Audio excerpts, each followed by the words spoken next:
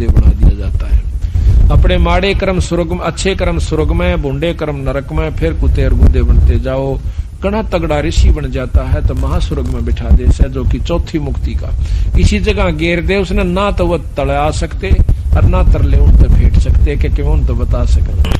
वो महास्वर्ग कहलाता है। अपने कर्म ने वहां पर भोगते रहते हैं। जब ये चौथी मुक्ति हो जाती है उनकी, जब महाप्रलय होगी दोबारा फिर जीव रूप में आ जाएंगे, अपने कर्म भी भोगेंगे और भक्ति भी नहीं बढ़ पाएगी। तो इस प्रकार महाराज कहते हैं जो सतलोक में पहुंच गया जो जीवात्मा दोबारा, तो हमारे यानी आपकी पूरी मुक्ति हो जाएगी, फिर जन्म नहीं होगा इस गंदे स्थान पर। 2-3 घंटे हो गए सफर में, घंटा हरा हमने बताया उसको। फिर वो कहने लगा बेटा एक बात तो है, चाल तो पड़ा सतलोक में कदे उड़ा जी ना लागे। मैं चोखा भाई कदे वहां मन ही ना लागे। बोला अरे ठीक जी लाग रहा है। मां काल ने गधा बन गया, कुत्ता बन गया। जब बोला क्यों हो गया, डंडे तो जावांगे।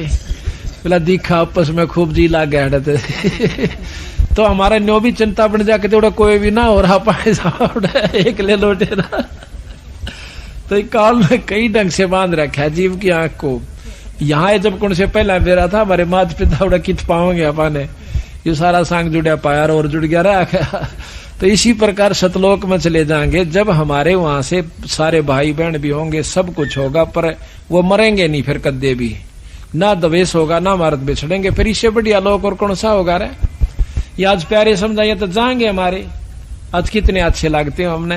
ये तो नकली सांग से, वो असली स्थान से, तो उसको सतलोक कैसे, वहां सारे काम सत्य है।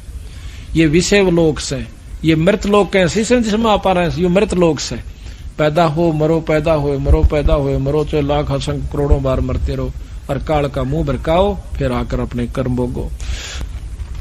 तो कहते हैं इन दुखों को देख कर जब ये जीव वहां पहुंच जाते हैं सुख तपस्या पर, जब रोए हैं बुरी तरह, जब ने कहे भगवान हमने बचा ले, तो कहते हैं सतपुरुष कबीर साहब बता रहे हैं कि धर्मदास भाई फिर सतपुरुष ने मेरे को कहा, ये तो खुद बंदी छोड़। इब्नो कह देख मैं था सतपुरुष, तो धर्मदास कति नहीं माने।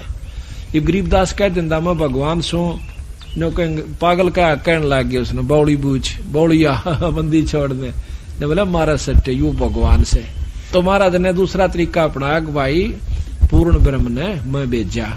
ने बोला भाई तू जा या शक्ति ले जा शब्द की, और इस शब्द का जो तेरे पास है इसका अभ्यास करके और उनको दिखा देगा, तो उस शब्द की शक्ति से ये काल तेरे ऊपर कोई असर नहीं करेगा। और इस शब्द को, इस सार नाम को ये जीव भूल चुके हैं, इस सार नाम को दे के आना। जब हम वहां से चले तो कबीर साहब ने कहा था ये नाम और ये शब्द, इस नाम से शब्द प्रकट होगा, उस शब्द में ध्यान लगा लेना, उस शब्द को प्राप्त करना, इसको भूलना नहीं, इस नाम को ना भूलना, सार नाम को, फिर हम आपका वो शब्द जगवा देंगे। तो वो कहते हैं सबसे पहले काल ने सार नाम बुलाया और नाम 1000 चला दिए, सहस्रनामा विष्णु का बनवा दिया, अपने अलौख निरंजन अल्लाह खुदा रब कि मैं कहीं जाओ इसने पर पार तो नहीं हो सकते। तो कबीर साहब ने कहा कि धर्मदास मेरे को सतपुरुष ने भेजा कि उस भोली भाड़ी आत्माओं को जाकर बताओ कि वो भूल चुके उस सतनाम को, सार नाम को, और फिर उनको शब्द प्राप्ति करा काओ। इसलिए गुरु की आवश्यकता बड़ी यहां पर। तो जब वो जीव वापस आ जाएंगे और ले जाओ ये शब्द, इससे तेरे ऊपर कोई असर नहीं करेगा काल का कोई भी कार्य। तो कहते हैं धर्मदास मैं उस शब्द को, उस नाम को लेकर के, वो तो खुद दे थे पर ये तो बताना तब पड़ा से उनको, नो बिना जचा नहीं थी। वहां पर आया जहां पर जीव बुनने जा रहे थे, उस तपस्या का ऊपर है, और वह कूद कूद पड़े थे जिस प्रकार खील बुना करे और रुक के मारे पछतावे। तो उसी समय कहते मैं वहां का खड़ा हो गया और मुझे देख के सारे जीव, क्योंकि मेरी कृपा से, मेरे दर्शन मात्र से वह तपस्या की आग खत्म होगी। आग बढ़े गई परंतु निष्क्रिय होगी, आंच नहीं रही उसमें। और जब उनको दुख मिटा तो एकदम सारे बैठ कर देखे से सामने बंदी छोड़ खड़े से। न बोले हे परमात्मा आप कौन सो? बंदी छोड़ कबीर साहब कहने लगे मैं भाई पूर्ण ब्रह्म परमात्मा सो। आप महाराज हम यहाँ कैसे रोक रखे हैं, हम क्यों जल रहे हैं? कि तुमको काल बोन के खाओगा। वो काल कौन सा मालिक? कि काल वो तुम्हारा वो भगवान सा जिसने तुम रोज बजा करते। वो कौन? कि ज्योत निरंजन ब्रह्म और ब्रह्मा और विष्णु महेश, ये उसके 3 पुत्र हैं बेचारे। इनको तुम बजा करते, इनके बजने वाले भी आज देख लो यही लौटरे से। और निरंजन ब्रह्म के उपासक भी ये ऋषि जन पूछ ले योगियों से।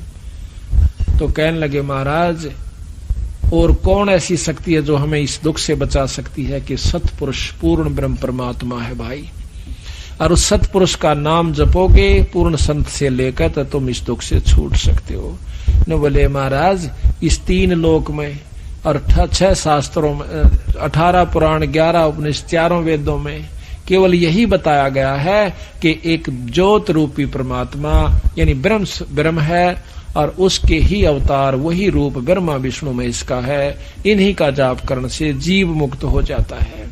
हम उस ज्ञान को कहां से लाए मालिक, हमें पता नहीं चला।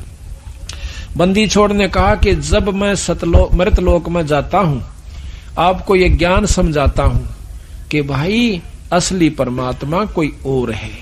उस समय तुम मेरे साथ वाद विवाद करते हो, शास्त्र उठा कर लाते हो, कभी गीता ले आते हो, कभी वेद अड़ा देते हो, और मैंने को भाई यही तुम्हारे को उलझान का एकमात्र रास्ता है। महाराज कहते हैं 4 वेद और 6 शास्त्र यो एक उज्जड़ जेरास है। गरीबदास जी ने कहा तो उज्जड़ जेरास है जिसने तुम ठा के लिया करते थे। ने बोले महाराज जी अब न बचा लो ईबे, अकना ईब नहीं बचा सकता क्योंकि इसने हमारे से प्रण ले रखा है। भाई जोर करूं तो मेरा शब्द नसाई। तुम जाकर के जब स्मृत मंडल में मनुष्य शरीर मिल जा और मेरा हंस आपको आकर कोई संत अपना सत मार्ग दर्शन करे, उनसे नाम लेकर सार शब्द और अपना गोली हो आइयो। और भाई जब मृत मंडल धारो जब देहा तब तुम करना मेरे शब्द से नेहा। जब तुम मेरे शब्द पर विश्वास कीजिए और उस पर पूरा प्रेम करिए तो तुमने यहाँ से मैं छुटवा सकता हूँ। अरे जोर जबरदस्ती नहीं कर सकता। वो अपना ज्ञान देव से काल, हम अपना ज्ञान देवांगे। अब इसके बाद आपको अब चाय हो का समय हो गया है, इसके बाद पूरी डिटेल बहुत सुथरे ढंग से आपको समझावांगे और बंदी छोड़ की तर्क वेदी फिर आपको दिखावांगे। पढ़ के आपका कलेजा खड़ा हो जाएगा कि कहाँ उलझा रखा है जीव को काल ने। बोल सतगुरुदेव की जय। अभी आप सुन रहे थे कि ब्रह्मा विष्णु महेश तीनों पुत्र निरंजन जी के हुए। आदि माया भवानी ये उन ब्रह्मा विष्णु महेश की मां है और 3 लड़कियां जो सागर मंथन से निकली वह उनकी पत्नी रूप में सावित्री, लक्ष्मी और पार्वती जी। अब जैसा कि आपने सुना था कि भगवान ब्रह्मा जी ने 4 युग तक तप किया, योग साधना की, ध्यान लगाया, लेकिन निरंजन का खोज नहीं पाया, ब्रह्म का खोज नहीं पाया, दर्शन नहीं हो पाए। अब ये बातें विचार करके चलियो आप ताकि आगे ये वाणी आसानी से सुलझ जाए। ब्रह्मा जैसा श्रेष्ठ योगी यानी साधक 4 युग तक तपस्या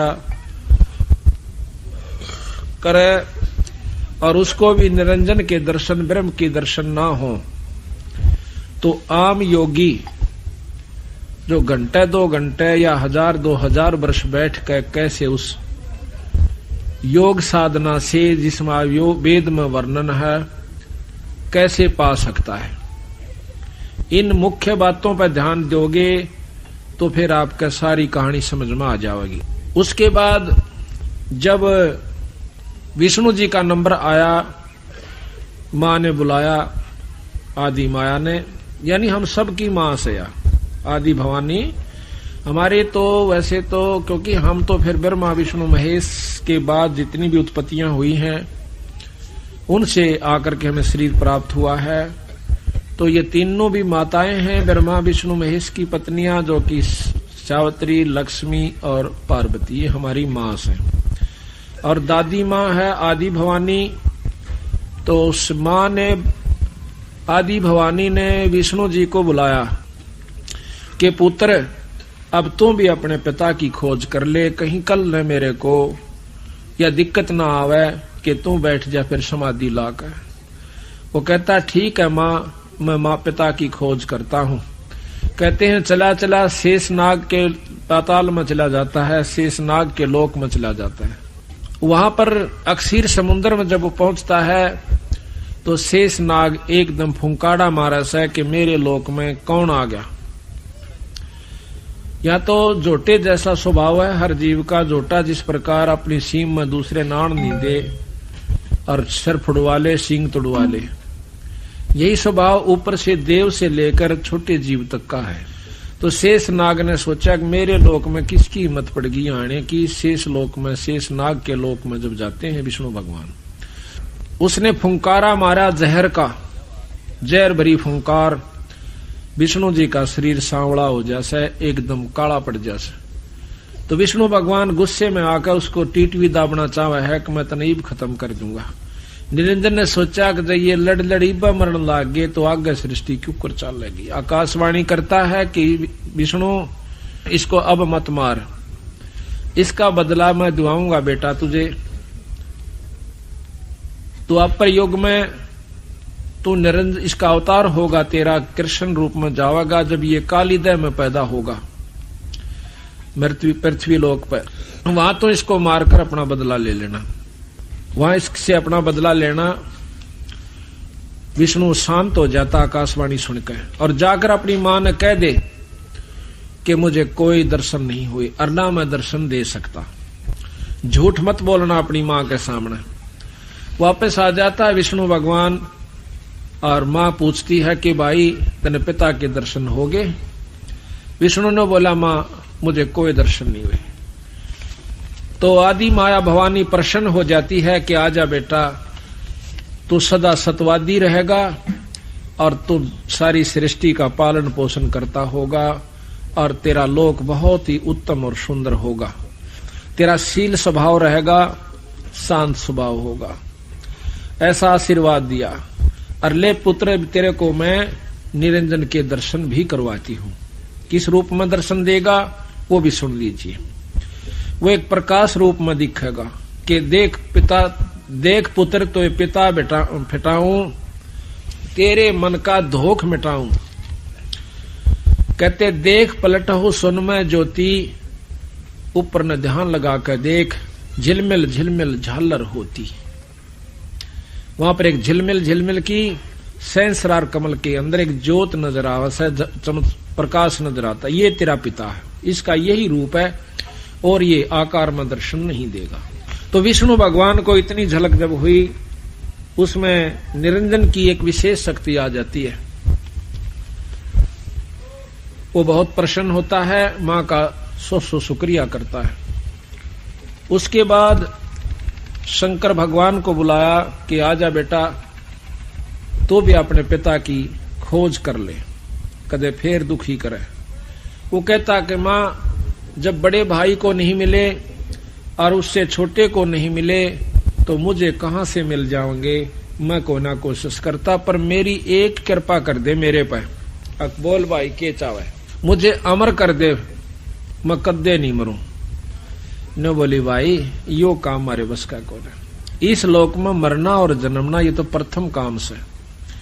हाँ एक काम बता दूंगी कि तेरी उम्र सब तो बड़ी हो जाएगी, ऐसी विधि बता देती हूं। वो क्या है कि योग विधि है, समाधिस्थ आप रहा करो, ज्यादातर समाधि में रहा करो, 10वें द्वार पर अपने सुरत डाटा करो और प्राणों को ऊपर चढ़ा लिया करो 10वें द्वार में। आपके सांस कम आवेंगे जिससे आपकी उम्र सबसे बड़ी हो जाएगी। शास्त्रों में प्रमाण मिलता है कि जब 14 इंद्र मर जाते हैं, एक ब्रह्मा खत्म होता है और 7 ब्रह्मा मर जाते हैं जब एक विष्णु समाप्त होता है, और 7 विष्णु मर जाते हैं तब एक रुद्र यानी शंकर भगवान खत्म होता है।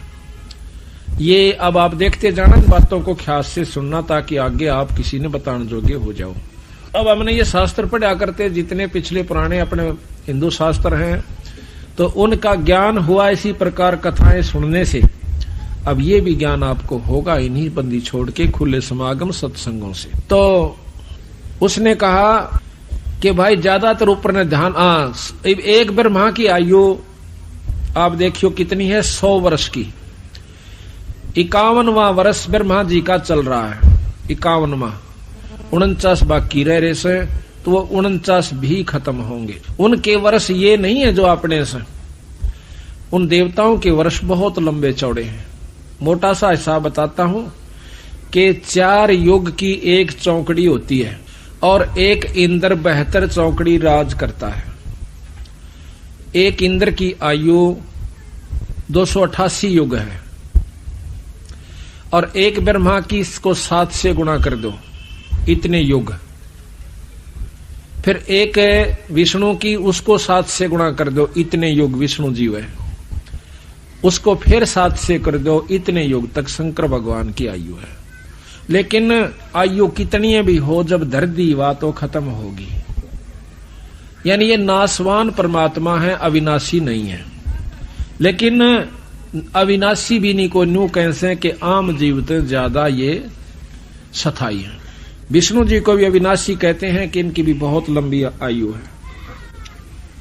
इस प्रकार शंकर भगवान को कहा कि आप ये समाधि लगा करो, तो ज्यादातर शंकर जी शिव भगवान जो हैं वो समाधि में रहते हैं। और योगी जन भी अपनी उम्र बढ़ा लेते हैं, सांस को कम लेकर बैठे रहते हैं। ज्यादा आसन में रहोगे तो ज्यादा लंबी उम्र हो जाती है। चलने से, बैठने से बहुत कम सांस जाते हैं, चलने से और ज्यादा जाते हैं, भोग विलास करने से और ज्यादा खत्म होते हैं। इस प्रकार आयु घटती रहती है। मेहनत का काम करने से और ज्यादा सांस कम हो जाते हैं। तो इस प्रकार तीनों पुत्रों से उन्होंने कहा कि बाप अपना अपना कार्य संभालो। ब्रह्मा जी सृष्टि उत्पन्न कराए, यानी 14 सीमा सब 184 जीव बनावे। महाराज कहते हैं लोक रचन एक सिद्धि है, वो ब्रह्मा को दीन।